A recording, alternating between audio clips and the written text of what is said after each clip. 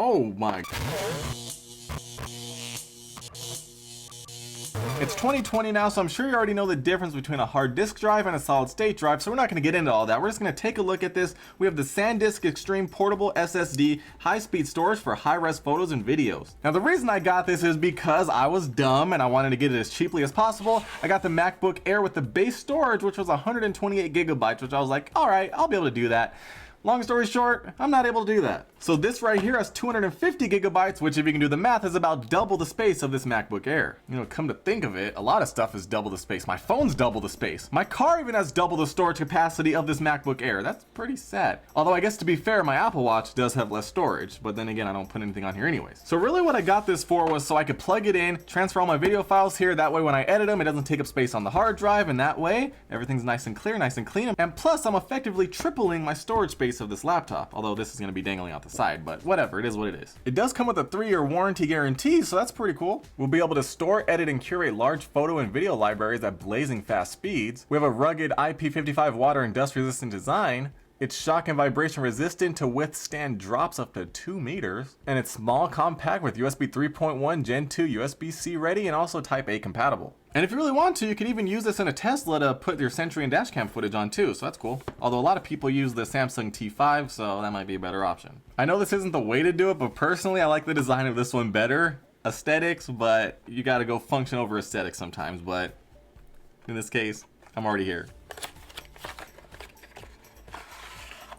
Oh my, okay, I knew this thing was small, but this thing is actually tiny. I did not think it was this whoa, okay, this is I'm pretty surprised. I thought it would be maybe not double, but at least 50% bigger than this actually is, and maybe even thicker too. This is crazy. Inside the box I have a safety and warranty guide, and this is really cool. We have a 6-inch USB-C to USB-C cable along with a USB-A adapter, so it's all just one cable. And as you can see, even with USB-A, you're getting the fastest speed possible. And you know what, for the sake of comparison, let me pull out my Apple card here, and wow.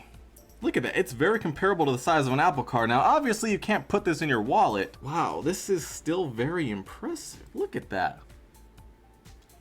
Now, obviously it's thicker, but for size-wise, like, that is insane. Now the color of this thing, it's kind of hard to tell. Sometimes it looks black, but then other times it looks like a very dark blue. Either way, it looks nice. Got this nice orange design right here. We can put a little carabiner clip here to clip it onto whatever you want. I'm pretty sure on Amazon I saw it clipped onto a backpack. Now personally, I wouldn't just leave it hanging there, especially if there's important stuff on here, but I mean, you could. It's got a nice rubberized textured feel. This part right here feels like plastic, but the rest of it feels like rubber. It looks like the heat's gonna dissipate from this side. And then over on the back, we got SanDisk, 250 gigabytes, SanDisk Extreme Portable SSD. And it's very lightweight. This is very impressive. So down here on the bottom we have the USB Type-C port. We just plug the cable in. It's a very beefy cable too. Let's get the MacBook opened up. Let's get this plugged into the Thunderbolt 3 port. Yeah, so we don't need the SanDisk app unless we want to encrypt everything and make everything super protected. I don't need that. Just using this to store files and edit videos off of. So we got it formatted and we have free 250.04 gigabytes and we're using 18.2 megabytes. So that's actually very good. What's weird though is I'm pretty sure the hard drive should have less capacity than it actually has, but it looks like we're barely under, so